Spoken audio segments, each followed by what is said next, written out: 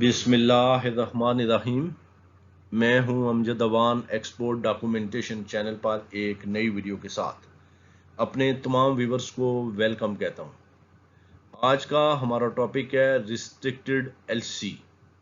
Restricted LC क्या होती है, आज हम इस टॉपिक को डिस्कस करेंगे। एलसी की जो फॉर्म्स मैंने एक्सप्लेन की थी अपनी डिफरेंट वीडियोस में, उसमें रिस्ट्रिक्टेड एलसी को ब्रीफली मैंने एक्सप्लेन कर दिया था, लेकिन आज पर्टिकुलर इसकी ज़रूरत इसलिए पड़ रही है कि किसी एक दोस्त के साथ ये इशू आया कि उनकी एलसी रिस्ट्रिक्टेड थी, तो उनको बैंक में प्रॉब्लम आई, तो उनका क्वेश्चन था, तो मैंने सोचा इसको एक अलग टॉपिक के तौर पर लिया जाए और इसको एक्सप्लेन कर दिया जाए कि रिस्ट्रिक्टेड एलसी होती क्या है। वीडियो को स्टार्ट करने से पहले अपने दोस्तों से गुजारिश है कि अगर आप मेरे चैनल पर नए हैं या आपने अभी तक मेरे चैनल को सब्सक्राइब नहीं किया तो इसे सब्सक्राइब कर लें, उसके साथ बेल आइकन को जरूर क्लिक करें ताकि हर आने वाली वीडियो का नोटिफिकेशन आपके पास पहुंच सके। अब वीडियो को स्टार्ट करते हैं। ज्यादा लंबी वीडियो नहीं है, इसलिए आपने वीडियो को स्किप नहीं करना।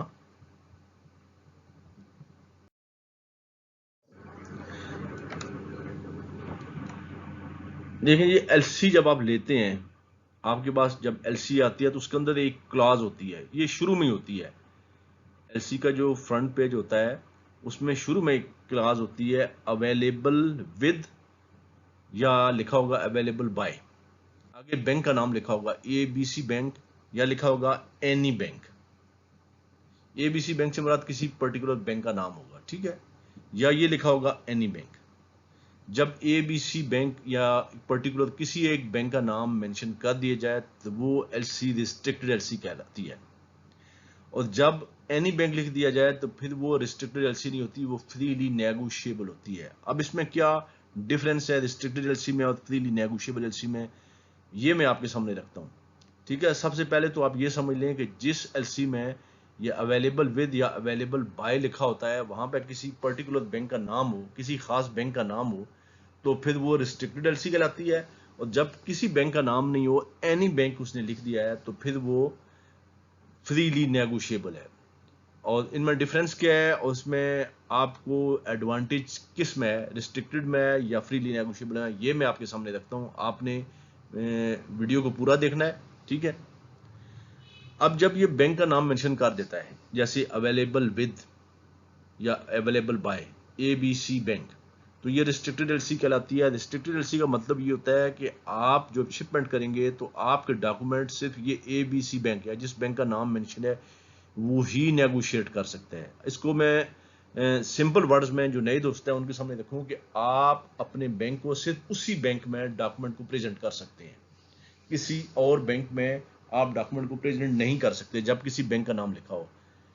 आपका बैंक कोई भी हो सकता है, ये जरूरी तो नहीं है कि जिस बैंक का नाम मेंशन है एलसी के अंदर, रिस्ट्रिक्टेड एलसी के अंदर, आपका बैंक वही हो। आपका बैंक वो नहीं हो सकता।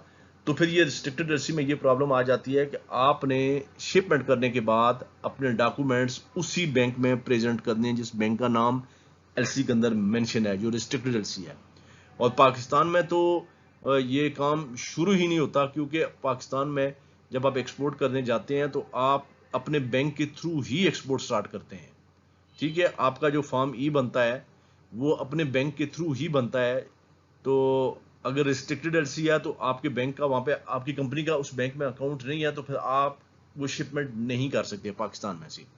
अगर दुबई में या कहीं और दुनिया की किसी कंट्री में है तो फिर जब वो रिस्ट्रिक्टेड एलसी आपके सामने आती है तो फिर आप शिपमेंट कर देते हैं। जब आप डॉक्यूमेंट प्रेजेंट करने जाते हैं तो आपका बैंक डॉक्यूमेंट नहीं लेता, वो कहता है जी ये तो आप किसी दूसरे बैंक में जिसका नाम मेंशन है उस बैंक में लेके जाएं, हम इसको नेगोशिएट नहीं कर सकते, इस डॉक्यूमेंट को हम प्रोसेस नहीं कर सकते, ठीक है। सिंपल वर्ड्स में ये है कि वो बैंक वो डॉक्यूमेंट नहीं लेगा।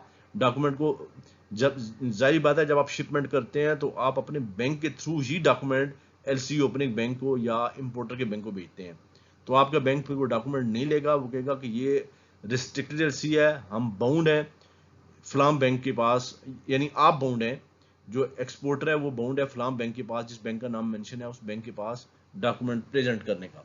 हम इसको डॉक्यूमेंट को नहीं ले सकते। तो ये इंडिया के किसी दोस्त के साथ ये इशू आया था, उनकी एलसी थी रिस्ट्रिक्टेड, तो उनके बैंक ने फिर रिफ्यूज कर दिया।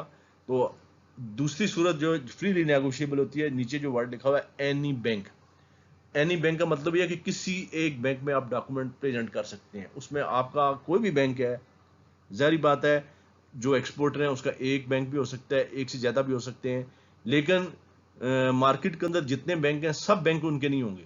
आपका एक बैंक में अकाउंट होगा, 2 में होगा, 3 में होगा, 4 में होगा, लेकिन ये तो नहीं है मार्केट के अंदर 20 बैंक्स काम कर रहे हैं तो आपकी कंपनी का सब में अकाउंट हो, आपका किसी एक बैंक में 2-4 बैंकों में होगा। तो एनी बैंक का मतलब यह है कि किसी भी बैंक में आप वो डॉक्यूमेंट्स ले जाएं, उसके थ्रू आप शिपमेंट कर सकते हैं, अपने डॉक्यूमेंट को प्रोसेस कर सकते हैं। तो वो एलसी कहलाती है फ्रीली नेगोशिएबल।